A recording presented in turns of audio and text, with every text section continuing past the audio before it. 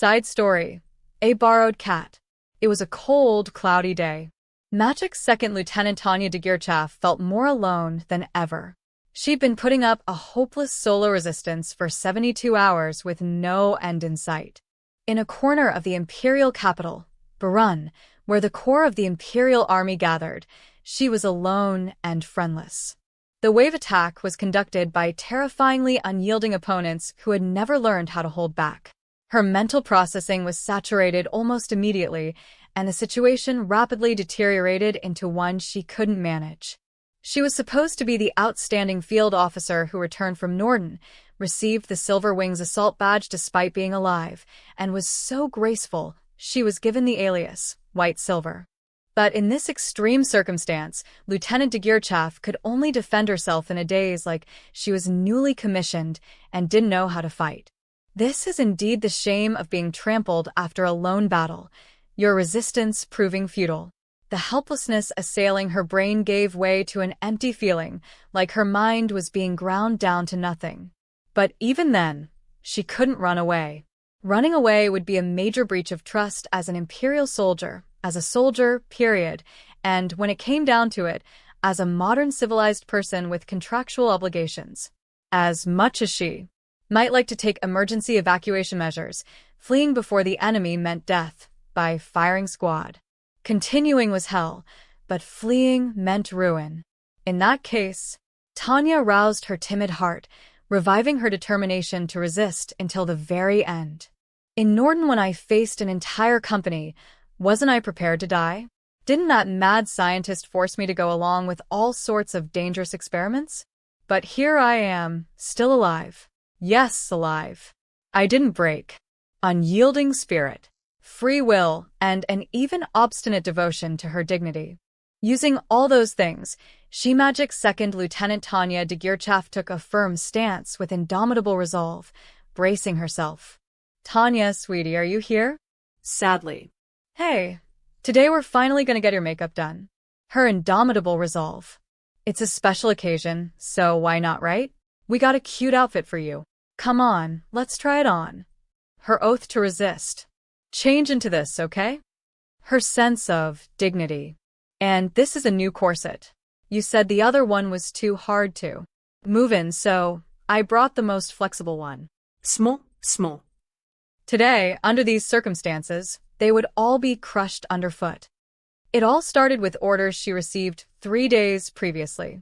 It was supposed to be a mission to help out with some minor business in the rear as part of her receiving the Silver Wings Assault Badge and being transferred back there. Of course, this was the minor of not only the militaries but any organization's upper echelons. It had to be taken with a grain of salt. But she wasn't going to become the guinea pig of a mad scientist and get blown up by his invention. She wasn't going to have to perform delaying action in isolation on the front lines. This time it was supposed to be simply supplying a word or two on some topics for a little propaganda piece. Nothing had seemed problematic when she received the orders, but the moment she knocked on the door of the Culture and Promotion Division in her Type I dress uniform, things started to go haywire. Her hair was tucked under her well-starched cap, and her Silver Wings Assault Badge gleamed on her chest according to regulation. She could move briskly after her injuries in Norden thanks to advanced magic treatment for mages, and she thought she had made a model salute. Her boots were polished to such mirror perfection that even her sergeant at the academy wouldn't have been able to pick on her. Be mindful that as a magic officer, you are a model member of the Reich. She thought she had followed her orders to the letter. Like past heroes who had left behind any number of propaganda photos, she would say beautiful things and look sharp like an officer should. First impressions stick in people's minds, so she had given her appearance extra attention. And yet, she was forced to realize she had made a huge mistake. The moment she walked into the room and everyone's eyes gathered on her, there were sighs. She was then dragged before similarly disappointed military women, who grumbled at her so furiously she didn't know what they were talking about. Before she knew it, she was stripped of her new riding breeches. The boots she'd spent half a day polishing were thrown away, and although she just managed to keep her underwear, she lost her cap. Her resistance futile, she was forced into an outfit so mortifying she could hardly take it. A floor-length frilly skirt, incomprehensibly designed, and a pair of strappy women's shoes that would be impossible to march in. But all that was still tolerable compared with the smiling murmurs. Before that, she still had room to debate. It's great that your skin is so clear. We heard you were hurt, so we were worried, but I guess the surgeon did a great job. And your legs are so slim. Try this one for just a second. It was another frilly skirt, but for some reason, this one left her legs exposed when she sat down. And to top it off, the corset's restraints were pulled impossibly tight until she could hardly breathe. Hurry, hurry, please just be over. Tanya could only hope, but even that was in vain. It went on for half a day. And when both her body and mind were flagging, finally the hands of the woman in charge stopped moving. It's finally over. She had nearly sighed it aloud when she suddenly heard something that made her heart freeze. Well, this simple outfit is good enough for the first day. Let's try some makeup. The first day? The first day. Oh my gosh, your hair. Are you taking care of it properly? Huh? According to hygiene regulations her hair was cut to regulation length. In some ways, the Imperial Army was quite traditional, and this was a vestige of a rule created mainly with nobles in mind.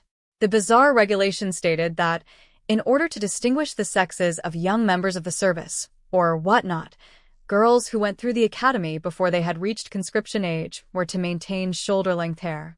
When she had looked into it, the imperative turned out to have been included mainly for the sake of noblewomen. Sadly, the Imperial Army stuck fast to the rules, so she had to grow her hair that long, too. But Tanya could boast that her duty was performed in full. It was the perfect length. She measured it. Stop right there. Do you brush it? What kind of comb do you normally use? The standard issue. There was nothing she could do. Every time she opened her mouth, the lady's expression grew more severe, and she couldn't fix it. Hold on. By the standard issue, do you mean this celluloid one? Yes, that's right. That's insane. We got to teach you from square one. With that, she took out several combs and began to speak voluminously about each one, while Tanya stood there and felt like her mind was being physically scraped away. Oh, being X, I don't even care if it's thee this time. If you call yourself God, then you should be able to at least fix this issue with my hair. No, I know it's impossible. I know it's impossible, but... In her thoughts, she began bandying about absurdities that would affect her life's mission. But as her mind was about to escape reality, she was suddenly jolted back by something that looked like a branding iron. Excuse me, what might that be? Oh, so you're interested in some of this, huh? I do think you would look charming with a perm. Wanna try it? No. With that iron rod? Yeah, you use it to make waves, you know? She smiled and said she was confident in her wave-making techniques. But honestly, at the point Tanya heard that the rod would be used, all she could think about was formulating some plan of escape. No thanks, sir. I think it would interfere with my duties. Yeah, it's too bad, but I guess we'll have to hold off on that. Then I'll at least do your makeup really nice. I can't just look the way I always do. She knew it was a bit late to say that. She was ashamed to admit she had been overpowered, but if she wasn't able to speak up, then it would have been the undeniable truth. So she mustered her courage and asked, would her type I dress uniform really not work? You look too dangerous like that. And you can talk in a gentler, more girly way, you know. Just because you're in the army doesn't mean you have to act like a man. Oh, this is easier for me. Oh boy, well, let's at least try this, okay? We have 4 days until the event, so let's do our best here, all right? Thus, she was shot down. If this is how it's going to be, I'll take the battlefield. I want to go back. How many times did she murmur that deep inside? It went on for 3 days. She withstood the weirdness of the foundation brushed onto her face, the stickiness of the lipstick, the constricting corset, all of it. If public relations wants a dear little patriot, and if that is recognized as an order by the army, then I have no choice. Suppress yourself. This is work. Smile, smile. Hello, everyone. I'm White Silver, also known as Tanya de Girchaf.